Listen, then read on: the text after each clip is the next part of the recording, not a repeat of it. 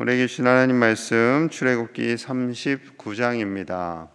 오늘 하루도 하나님만 따라가시는 복된 날 되시기를 축복합니다. 하나님께서 명령하신 대로 브살렐과 오홀리압은 제사장의 옷을 만듭니다. 이제 성막의 모든 과정이 다 마무리되었다라고 말씀하고 있어요. 1절입니다. 1절. 그들은 여호와께서 모세에게 명령하신 대로 청색, 자색, 홍색 실로 성소에서 섬길 때 입을 정교한 옷을 만들고 또 아론을 위해 거룩한 옷을 만들었더라. 하나님의 명령대로 하나님께서 주신 말씀 그대로 제사장의 옷인 에봇을 만듭니다. 이 에봇에 대한 표현이 정교한 옷, 거룩한 옷이다라고 말씀하고 있어요. 제사장에게 이 정교한 옷, 거룩한 옷을 입도록 하신 것은 하나님의 거룩하심 때문입니다.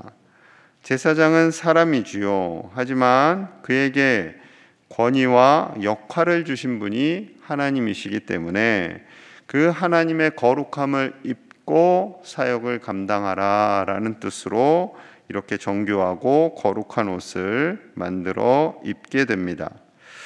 제사장의 겉옷은 에봇과 흉패, 긴 옷, 그리고 속옷, 속바지, 두건, 관, 띠, 패 이러한 것으로 구성되어 있는데요.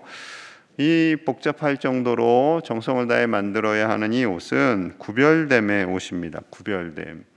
제사장은 거룩한 장소에서 성소에서 성막에서 하나님을 예배하는 예배자로 하나님을 섬겨야 했기 때문에 그 옷이 거룩해야 했던 거죠. 저도 목사 안수식 때 처음으로 이제 검정색 가운을 입었어요. 그때 참 많이 두근거리고 떨렸는데 그 옷을 입기 전과 입은 후가 달라진 것은 없습니다. 입기 전에는 거룩하지 않다가 입고 나서는 굉장히 거룩해지고 그건 아니었고요. 똑같습니다. 중요한 것은 하나님의 거룩함을 입으라라는 거죠. 하나님의 거룩함, 하나님의 거룩함, 하나님의 구별됨을 입으라라는 겁니다. 목사님들뿐만 아니라 모든 성도님들이 다 그 거룩함을 입어야 함을 말씀하고 있는 거죠. 자, 6절 7절입니다. 6절 7절. 그들은 또 호마노를 깎아 금태에 물려 도장을 새긴 같이 이스라엘의 아들들의 이름을 그것에 새겨 에봇 어깨바지에 달아 이스라엘의 아들들을 기념하는 보석을 삼았으니 여호와께서 모세에게 명령하신 대로 하였더라. 자, 하나님께서 호마노를 깎아서 그 보석에 이스라엘의 12 아들들의 이름, 12지파의 이름이죠. 그것을 새겨요. 그리고 에봇의 이 어깨바지에 달게 합니다. 어깨 쪽에. 왜 이스라엘의 아들들 12지파의 이름을 새겼을까요? 제사장의 옷에. 그런 단어가 계속 이제 반복이 되는데 제사장의 옷에 12지파의 아들들의 이름을 새긴 것은 그들 모두에게 다 옷을 입게 할 수는 없잖아요. 하나님께서 주신 그 거룩한 옷을 온 백성들에게 다 입게 할 수는 없습니다. 그건 너무 돈도 많이 들고 재료도 너무 많이 들고 힘들겠죠. 제사장들이 대표로 옷을 입는 겁니다. 그렇지만 12지파 모든 백성들이 이 옷, 거룩한 옷을 입는 것과 다를 바가 없다라는 거죠. 그러니 하나님께서 주시는 그 거룩함을, 하나님을 닮아가는 그 거룩함을 12지파 모든 백성들도 동일하게 유지해야 한다라는 것이 하나님의 말씀입니다. 자, 또 있어요. 12지파의 이름을 새기는 것이 그 뒤에도 등장을 하는데요. 자, 무엇보다도 하나님 앞에 거룩함을 드러내라라는 것이 가장 중요합니다. 자, 30절 31절 말씀이에요. 30절 31절 우리 같이 볼게요. 시작. 그들이 또 순금으로 거룩한 패를 만들고 도장을 새긴 같이 그 위에 여호와께 성결이라 새기고 그 패를 청색끈으로 관 전면에 달았으니 여호와께서 모세에게 명령하신 대로 하였더라. 아멘. 자, 순금으로 거룩한 패를 만들어서 도장을 새긴 같이, 도장을 새겼다라는 것은 흔들리거나 지워지지 않는 왕의 도장같이 그것을 새기는데 뭐라고 쓰냐면 여호와께 성결, 하나님 앞에 거룩함, 거룩한 사람으로 살라라는 거죠. 하나님께서 거룩하기 때문에 너도 완전히 거룩해졌다, 거룩한 삶을 살아라 라는 겁니다. 나는 아무 수고도 안 하는데 그냥 갑자기 하루아침에 거룩한 존재가 되는 것이 아니라 하나님의 거룩함으로 구별된 자로 살라라는 거죠. 베드로전서 2장 9절의 말씀이 이러합니다. 그러나 너희는 택하신 족속이요 왕같은 제사장들이요 거룩한 나라요 그 소유가 된 백성이니 이는 너희를 어두운 데서 불러내어 그의 귀한 빛에 들어가게 하신 이에 아름다운 덕을 선포하게 하려 하심이라. 하나님께서 우리 모두를 향하여서 택하신 족속이며 왕같은 제사장들이며 거룩한 나라이며 하나님의 백성이라 말씀하십니다. 왕같은 제사장이다. 자꾸 우리는 왕이라는 단어에 초점이 가요. 그게 아니라 왕같은 제사장이라는 겁니다. 결론은 우리 모두를 하나님께서 제사장으로 부르셨고, 그런데 존귀한 제사장이다, 거룩한 제사장이다 라고 말씀하고 있습니다. 여러분, 우리는 하나님의 거룩함을 입은 거룩한 자로 살아야 할 줄로 믿습니다. 목사님들만 거룩하고 우리는 아니고, 그거 아니라 다 거룩한 거예요. 주일날 가운을 입는 목사님들과 장로님만 이렇게 거룩해 보이는, 여러분 그거 절대 아닙니다. 하나님께서 우리 모두를 그렇게 거룩한 하나님의 사람으로 불렀고 하나님의 거룩함을 입는 자로 살아가야 할 줄로 믿습니다. 세상이 참 혼미해요. 구별된 하나님의 사람으로 살기가 참 어려운 시대가 되었습니다. 우리는 교회 안이나 밖에서나 어디에서든지 하나님의 거룩함을 입는 자로 살아가야 합니다. 혼자 있든지 여럿이 있든지 하나님의 거룩함을 유지하고 여행을 갈 때나 어디에서든지 하나님 보시기에 동일한 모습으로 하나님의 거룩함을 드러내는 하나님의 백성, 왕같은 제사장으로 사시는 저와 여러분들 되시기를 간절히 축복합니다. 12지파의 이름을 새긴 도구가 또 있어요. 흉패를 만듭니다. 흉패는 이제 제사장의 가슴에 다는 도구인데 그곳에 12개의 보석을 답니다. 그 12개의 보석 하나하나마다 이스라엘 지파의 이름, 12아들들의 이름을 새기는 거예요. 그리고 그 앞에 이 흉패 안에는 우림과 둠빔이 담겨져 있습니다. 우림은 빛을 의미하고요, 둠빔은 완전함, 순결함을 의미해요. 이 두 개의 돌을 가지고 하나님의 뜻을 분별하는 데 사용하게 됩니다. 하나님의 말씀을 의지하여서 결정한다라는 거죠. 자, 14절 봅니다. 14절 우리 함께 볼게요. 시작.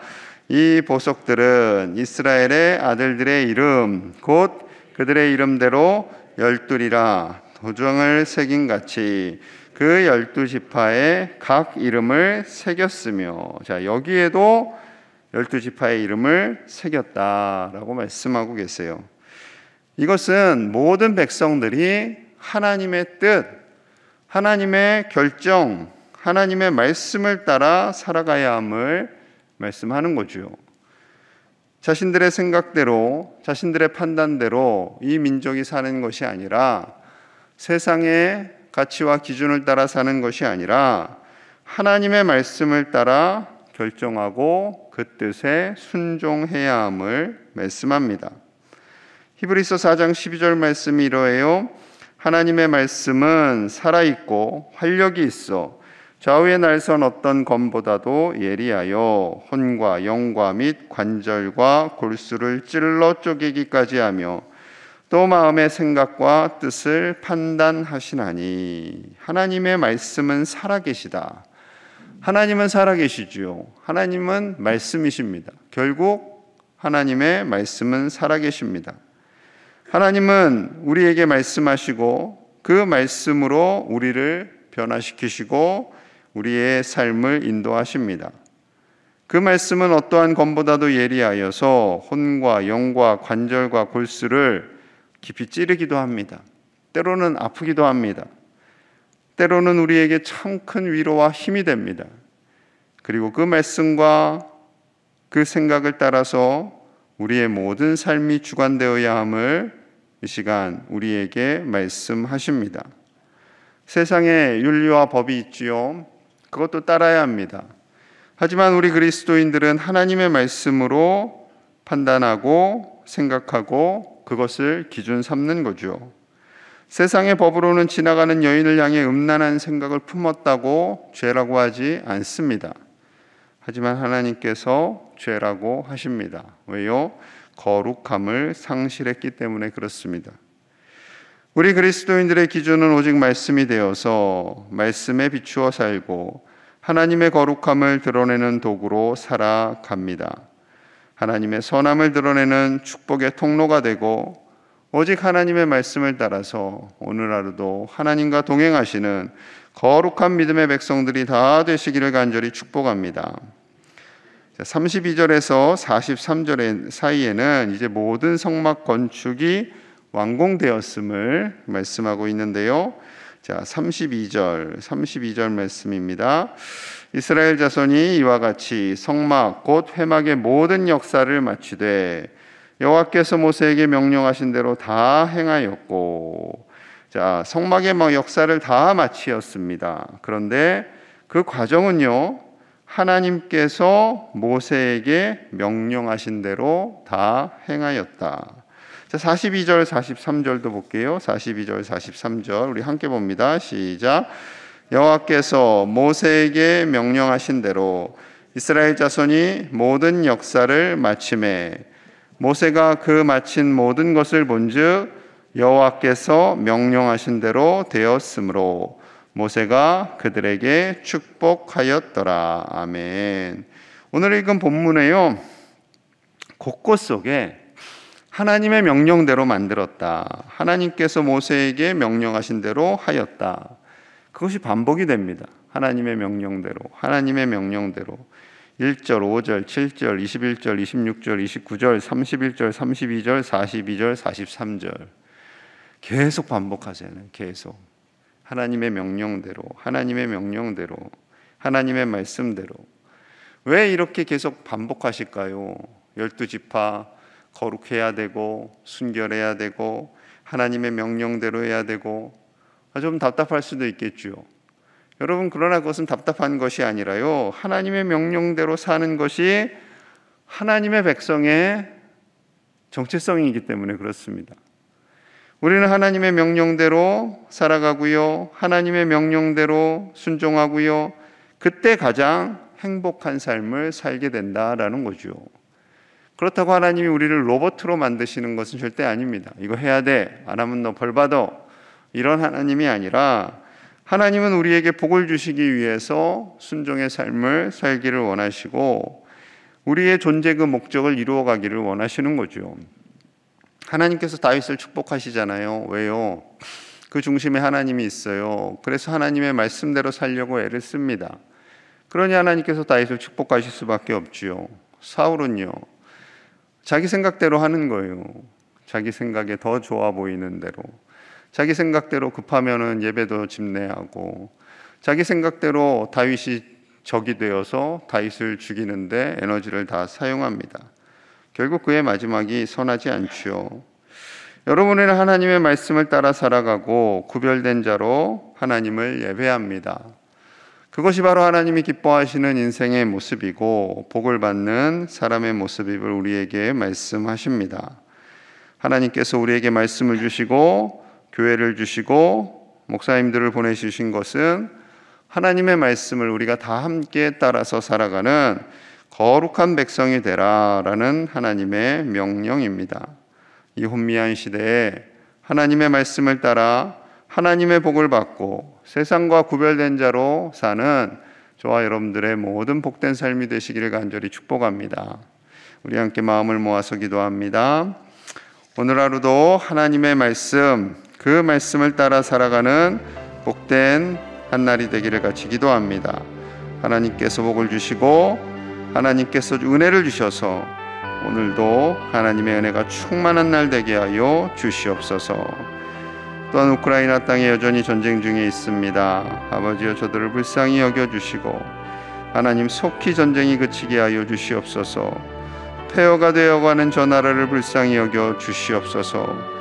또한 코로나 확산으로 인해서 우리나라가 천만이 어려운 중에 있습니다. 하나님 불쌍히 여겨주시고 이때가 잘 지나갈 수 있도록 하나님 도와주시옵소서. 하루속히 코로나가 소멸되고 모든 일상이 회복되게 하여 주시옵소서. 이 시간 말씀을 따라서 또한 이 나라와 세계를 위해, 우크라이나를 위해 함께 간절히 기도하겠습니다. 하나님 아버지, 하나님께 나아갑니다. 우리에게 말씀을 주시고 그 말씀을 따라 사는 것이 가장 복된 삶임을 깨닫게 해주시니 감사합니다. 아버지 명령하신 그대로 행하기를 우리가 원합니다.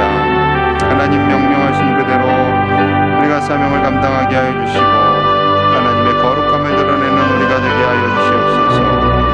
하나님의 거룩함을 드러내지 못한 우리의 죄와 허물을 용서하여 주시고 아버지께 더 가까이 나아가며 아버지께 정결한 모습으로 서는 우리가 되게 하여 주시옵소서.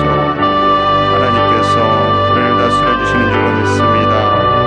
성령 하나님 다스려 주시고 인도하여 주시고 언제나 하나님을 경외하는 기쁨과 감사가 넘쳐나게 하여 주시옵소서. 하나님의 복을 받는 백성들 되게 하시고 하나님 다스려 주시고 그 간절한 기도에 응답하여 주시옵소서. 하나님 온 세계가 기도합니다. 하루속히 우크라이나 땅의 전쟁이 그치게 하시고 부친의 마음을 아버지 수정하여 주시옵소서. 사단이 그의 마음을 움직입니다. 하나님께서 다스려 주시고 그 모든 악한 영으로부터 자유케 하여 주시옵소서. 아버지 도와주시옵소서. 코로나로 인해서 세계가 또한 고통받고 특별히 우리나라에 많은 확진자가 일어났습니다. 주여 속히 모든 것들이 소멸되게 하여 주시옵소서. 아버지 다스려 주시옵소서. 성령의 능력으로 다스려 주시옵소서. 하나님만이 하실 수 있습니다. 인간의 능력은 할 수가 없습니다. 주여 도와주시고 하나님께서 다스려 주셔서 이 어려운 때가 속히 지나갈 수 있도록 하나님 역사하여 주시옵소서. 아버지 다스려 주시옵소서. 아버지 도와주시옵소서. 우리 모든 죄인의 가족들의 영역을 강건하게 하시고 하나님께서 축복하여 주시옵소서. 하나님 주신 은혜로 삽니다. 내 인간의 능력이 아닌 하나님의 은혜로 사는 한 날이 되게 하여 주시옵소서.